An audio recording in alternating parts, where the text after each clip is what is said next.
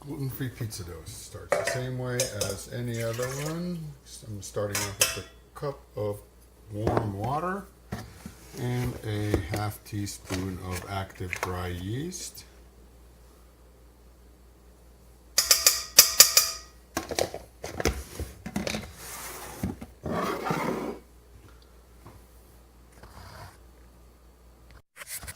Now that we have let the yeast rest a little bit in the warm water there, added a pinch of sugar to get it started.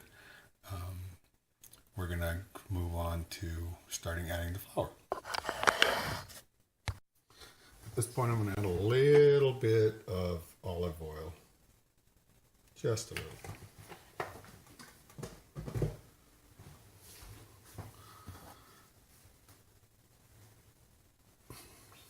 I'm going to go with 2 cups of the Caputo Fiore gluten flour, which I found to be the one to use in the UUNI.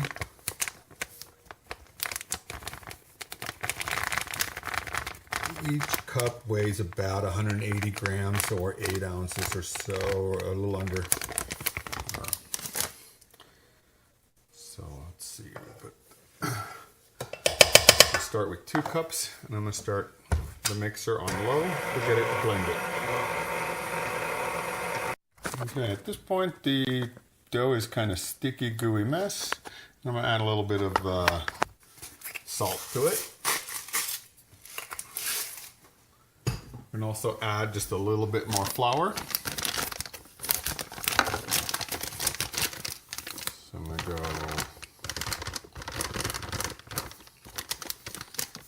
about a half a cup, or an additional 50 grams.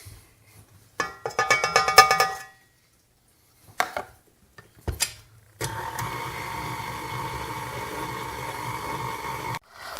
dough will be a little bit stickier than you would normally have with the standard double O flour. Using a rubber spatula to kind of incorporate it into a ball in here, and I stopped mixing it as it started loosening off the sides and wasn't sticking to the hook anymore.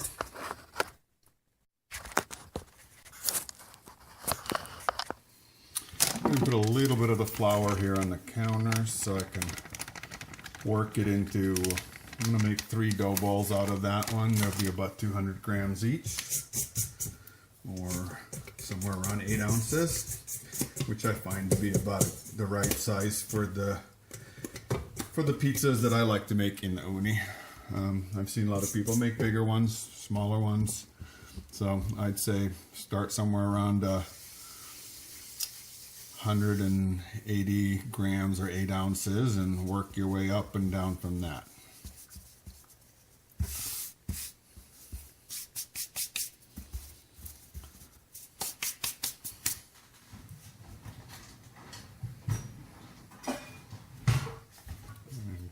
Cut it into 3 approximately equal size pieces.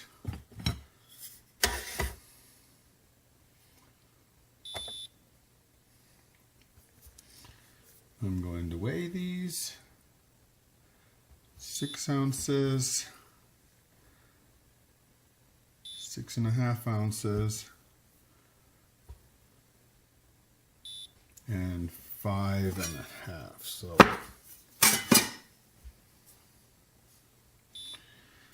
there it is. We got 3 6-ounce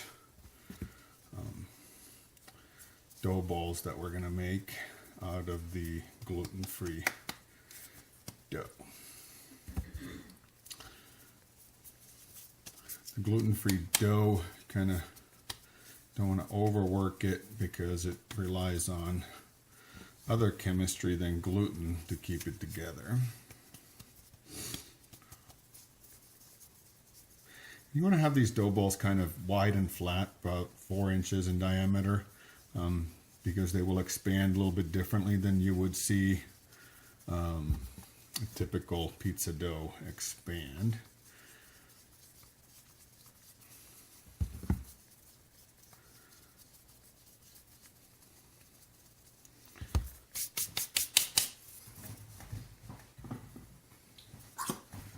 I will be using my little UUNI stack here to prove these. I'm going to put a little bit of olive oil in the bottom of these. And there it is.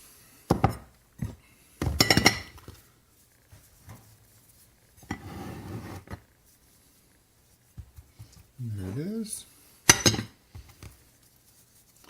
And there it is. Any kind of round little Tupperware containers that are going to give you a fairly airtight seal are going to be super for this. So I wouldn't worry about a particular container, just something large enough that allows it to expand.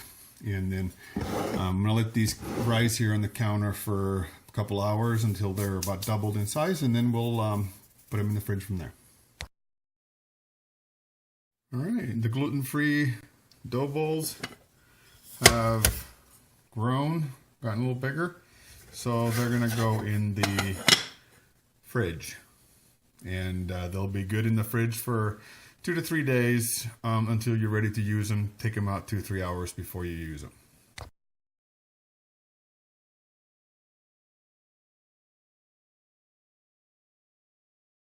Okay, many ways to work the gluten-free dough.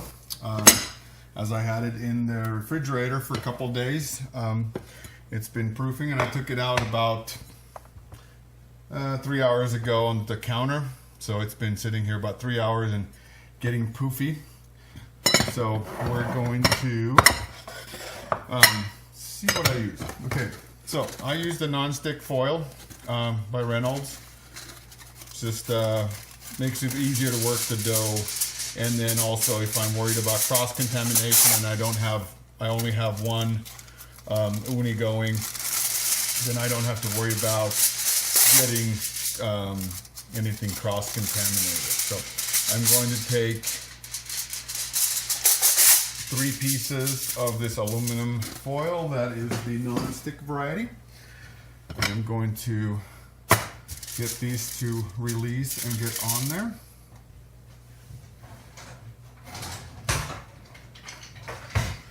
They will need a little nudging with a spatula.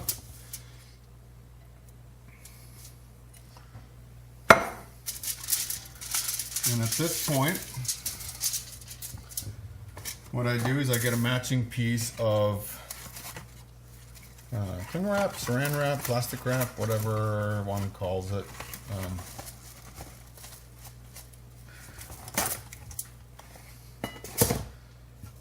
And we're going to go right on top of that. Now we're going to start working this dough out. We're going to leave a little bit of an edge because we want to have a nice kind of a crust on there. And we're just going to keep pushing it out, making it thinner, and get this gluten-free dough to do what we want it to do. I'm sure there's a bunch of different ways to work this dough. I find this method to be the preferred by me. I tried rolling it, and all it just was doing is just sticking to the rolling pin. I'm sure one could wrap the rolling pin in saran wrap or do some other creative things, or use a whole bunch of rice flour or something. I find that this method works for me because then I can cook them on this piece of foil and I don't have to worry about cross-contamination, as the reason why we do gluten-free at our family sometimes is we have a few people that are affected by celiac. So we're gonna keep making this thinner and thinner and thinner. As long as we don't go all the way through, the thinner the better. And keep working it this way to make it more circle. And if it starts bunching up, I'm going to pull this foil, the wrap off, and reposition it. But ideally, I want this to be really, really thin to cook fast and to resemble the regular Neapolitan pizzas.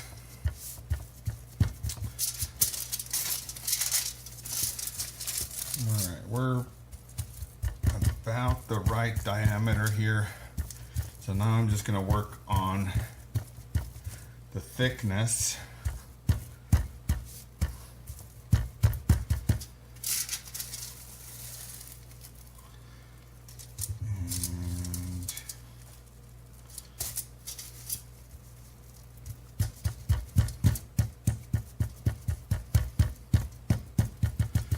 There we go, ready to top it. I'm gonna let these rest on the counter covered with a towel for about 20 minutes to work a little bit more air into them, let the yeast kind of bounce it back up a little bit to get a little bit more fluff into them. So okay. Anyway, the emptying of the ashtray. Use a little handle to pull it out. We can easily use an old tomato can to scrape the ashes into, as well as use the corner of the lid to pry that grate up. So once that grate is empty, and we can reinsert it right here.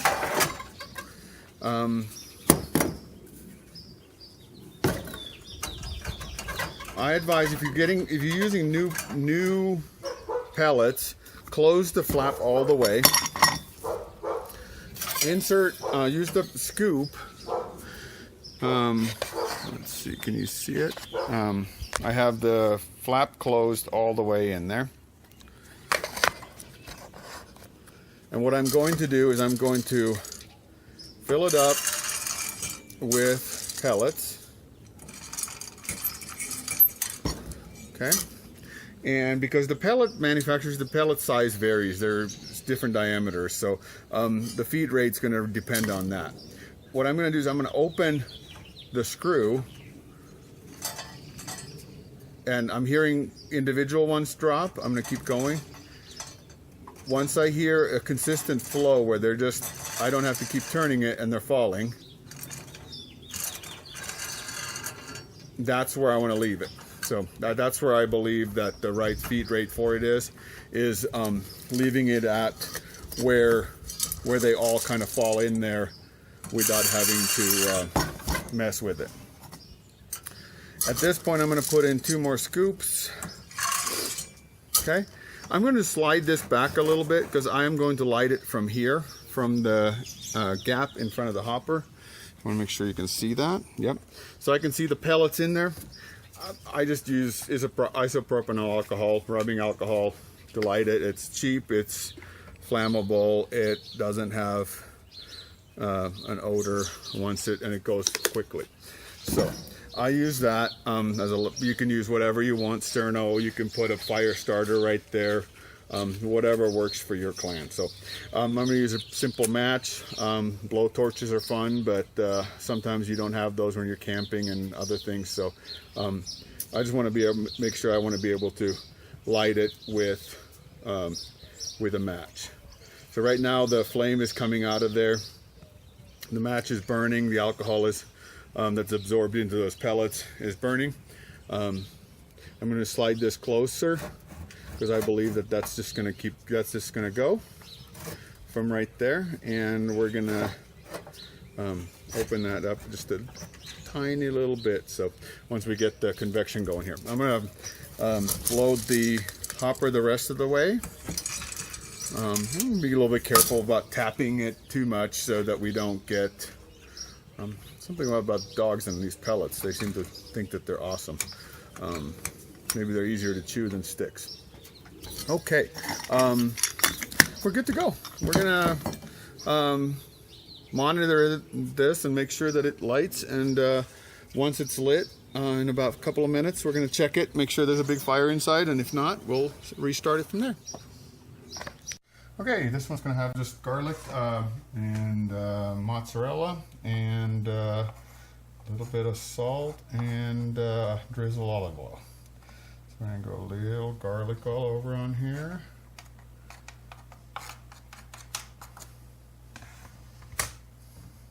Spread that around on here.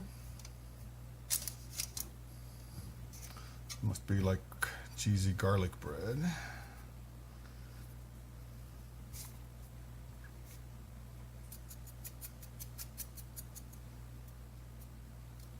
Okay, I'm going to go with some fresh mozzarella.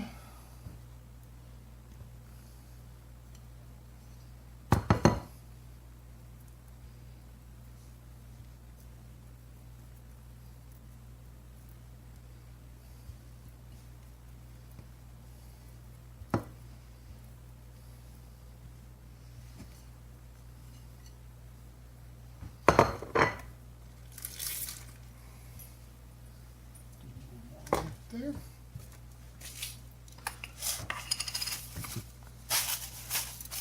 Just a dash of sea salt.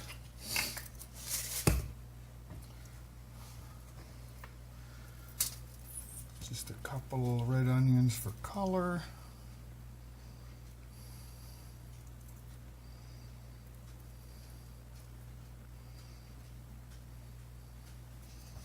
And then we're going to mist it with some olive oil.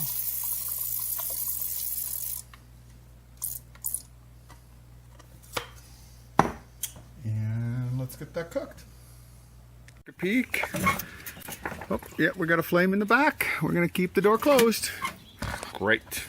Okay, we're going to cook this gluten-free pizza. I'm going to go right here in the UUNI.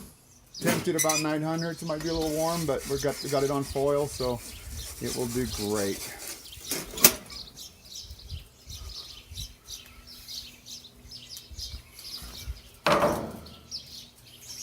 Check the pellets.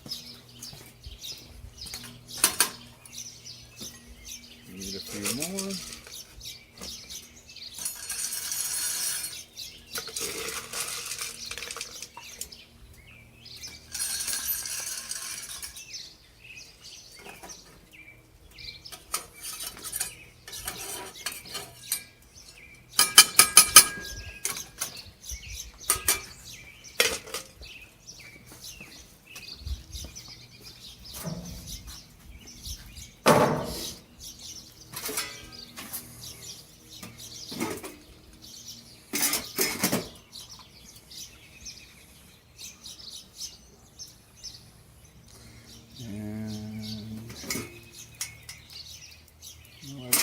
Go for this a little bit longer.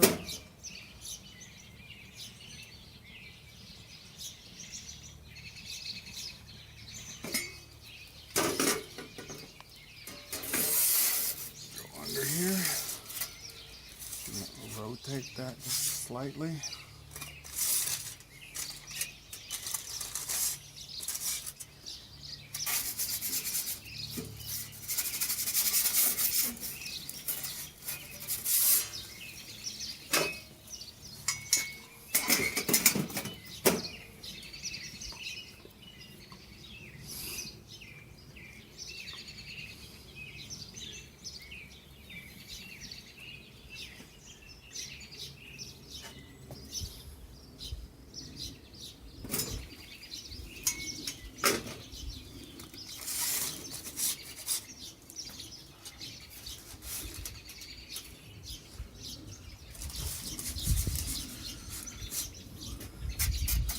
A little color on top here.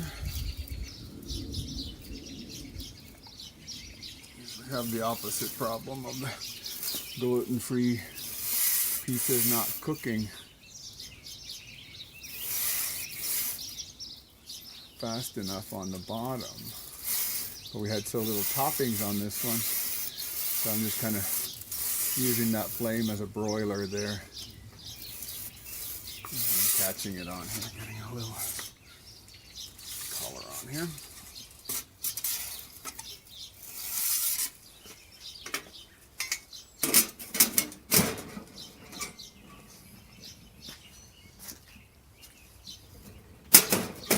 Okay, pepperoni, gluten-free sauce.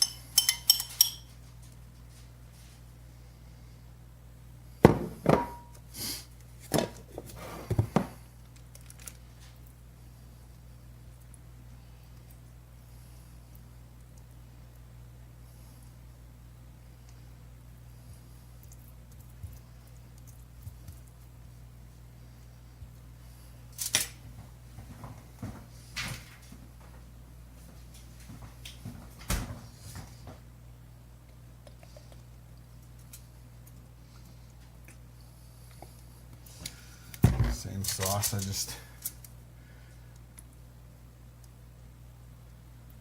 a couple different ways to apply it.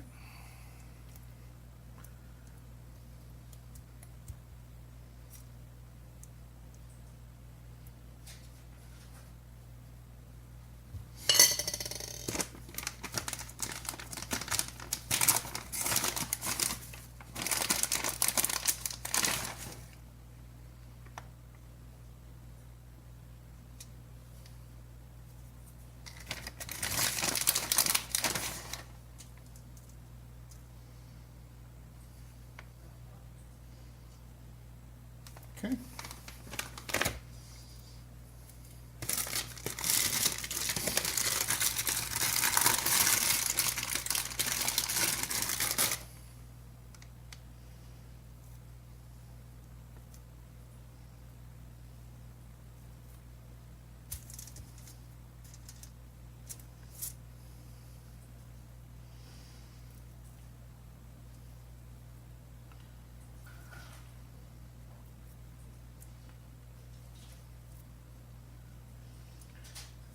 Basic pepperoni.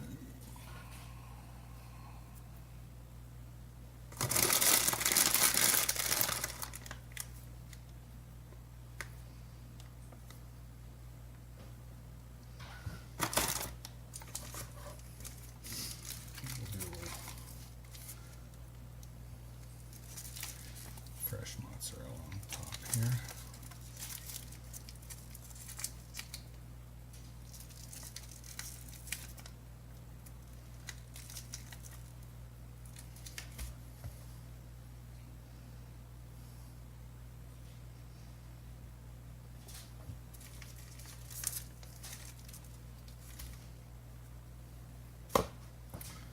Go.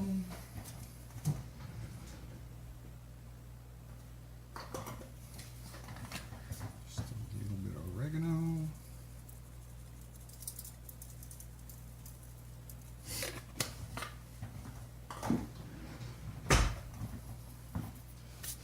And that one's ready for the uni.